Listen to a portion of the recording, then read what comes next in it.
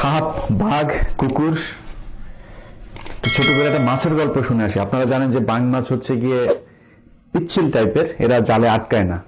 এই বাইন মাছ যারা খেয়েছেন আপনারা, আমি জানি না আপনারা জানেন কিনা বাইন মাছ কোথায় থাকে, পানিতে থাকে না কাদায় থাকে?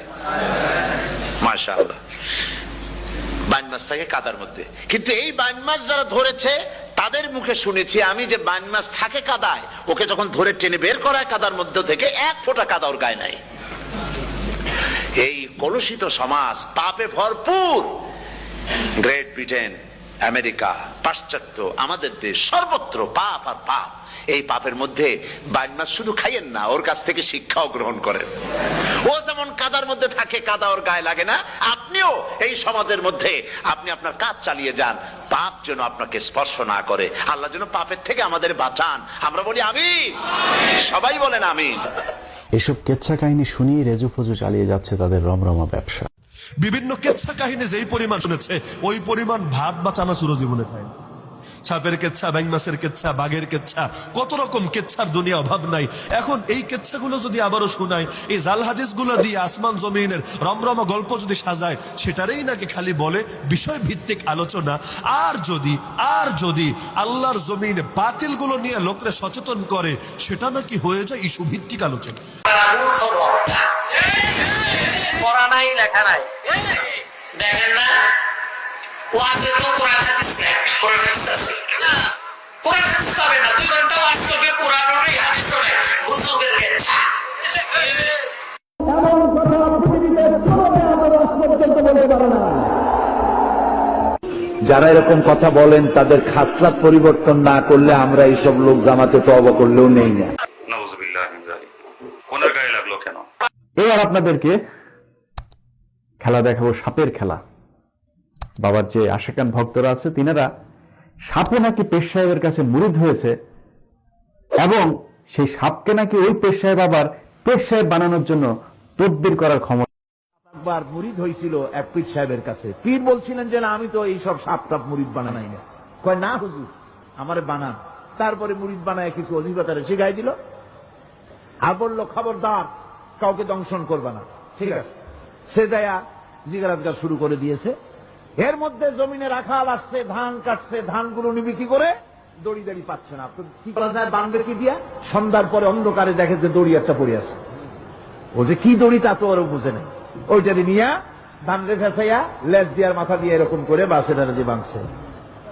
সাপ তখন বলতেছে, হায় হায় রে, কেবল যে মুরিদ হয়েছি, তা না হলে তুই ঠিক পাইছি যে আমি কি ধরনের দড়ি। এরপরে নিয়ে বাড়ি নিয়ে ভালাই দেশে খুলে সাপটার ঘাড় গেছে মস্কিয়া।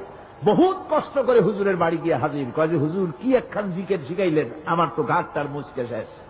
আশ্চর্য কথা, কত মানুষ মুরিদ হইলো, কত কিছু মুরিদ হইলো, কারো তো জিকের করলে ঘাড় মস্কে যাবে কেন? এটা কেমন কথা? কয় হুজুর ঘটনাই। আরে বেটা ঘটনা এইটা তুই কি করছিলি? কয় যে আপনি তো নিষেধ করছেন দংশন করতে, আমি তো দংশন করতে পারিনি। আরে বেটা, দংশন করতে নিষেধ করছিলাম, ফোঁস করতে তো নিষেধ করি নাই। তোরে যখন দড়ি মনে করে হাত দিছিল, ফোঁস করে উঠছি, ওই রাখা লাভ দিয়া বন আর পার। মাইক হাতে নেওয়ার আগ পর্যন্ত আমি বড় আলেম, মাইকটা হাতে দিলে আমি মূর্খ, তখন আমি কালেমা তৈয়বা পড়তে পারি না, সব ভুলে যাই। এলেম কালাম আছে অনেক কিন্তু বলতে পারে না। আবার আছে এমন বক্তাও বাংলাদেশে কোরআনও বিশুদ্ধ করতে পারে না, 3 ঘন্টা ওয়াজ করে মানুষ কাঁদায়, লাখ লাখ শ্রোতা হয়, শুধুমাত্র সাপের কিস্সা বাঘের কিস্সা কইতে থাকে।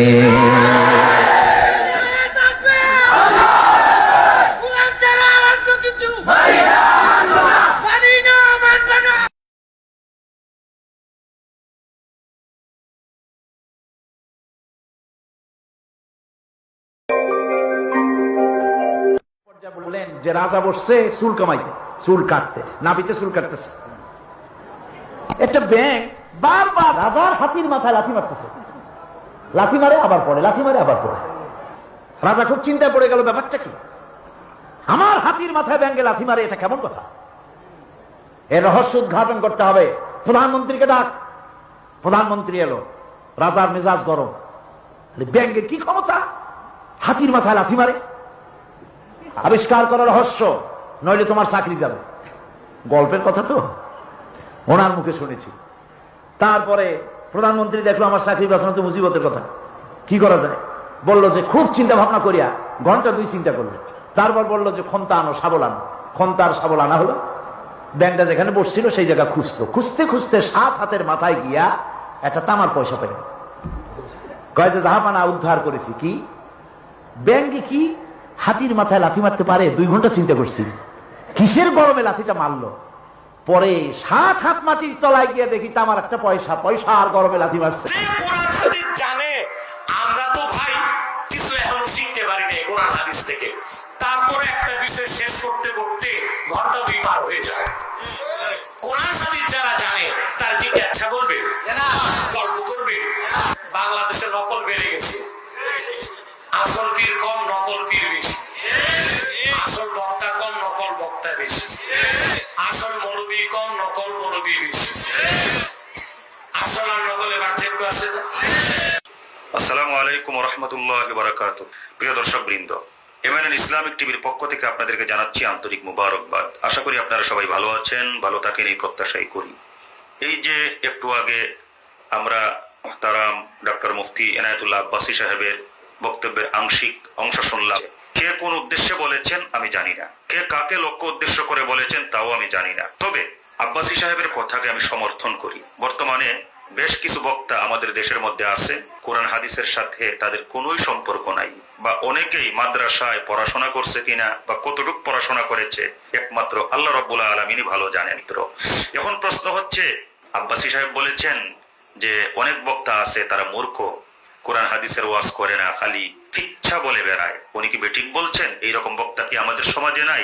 অনেক আছে। প্রিয় দর্শক, আপনারা ভুল বুঝবেন না, আমি বলবো না যে উনি আব্বাসী সাহেবের উত্তরে এই কথা বলেছেন। আসলে উনি কাকে উদ্দেশ্য করে বলেছেন উনি জানেন। তবে ওনার এই উত্তরের দ্বারা স্পষ্ট হয়ে গেছে কেউ না কেউ হয়তো বা ওনাকে আক্রমণ করেছিল যে আপনি কোরআন হাদিসের ওয়াজ করেন না, আপনি কিচ্ছা কাহিনী কন। আর উনি এর জবাবে ব্যালেন্স ঠিক রাখতে না পেরে মাথা হয়তো বা গরম হয়ে গিয়েছিল, যার জন্য তিনি মেজাজ নিয়ন্ত্রণ করতে না পেরে হাজারো লক্ষ জনতার সামনে বলে ফেলেছেন। মানুষ এই জায়গা থেকে কি শিক্ষা নিবে, কি শিক্ষা পাবে? আশা করি আপনি জবাব দিবেন। প্রিয় দর্শক, আপনাকে মনে রাখতে হবে, আপনি কিচ্ছা কাহিনী শুনবার জন্য বউ বাচ্চা ফেলে দিয়ে শীতের রাত্রে আরামের বিছানা ত্যাগ করে রাত 12টা 1টা 2টা পর্যন্ত বসে থাকবার জন্য এই মাহফিলের মধ্যে আসেন নাই। গান গীত শুনবার জন্য আসেন না, আপনি এসেছেন কোরআন হাদিস শুনবার জন্য, আপনি এসেছেন তাত্ত্বিক আলোচনা শুনবার জন্য, আপনি এসেছেন আল্লাহ এবং রাসূল করিম সাল্লাল্লাহু আলাইহি ওয়াসাল্লামের সাথে আপনার মরা দিলটাকে জিন্দা বানিয়ে সুসম্পর্ক স্থাপনের জন্য। তাই এমন বক্তাদের আলোচনা শোনা যাবে না যেই বক্তার আলোচনা শুনলে আল্লাহ রাসূলের কথা ভুলে গিয়ে মনের মধ্যে একটা হিংসাত্মক বা হিংস্র ভাবনার সৃষ্টি হয়। নাউযুবিল্লাহি মিন যালিক।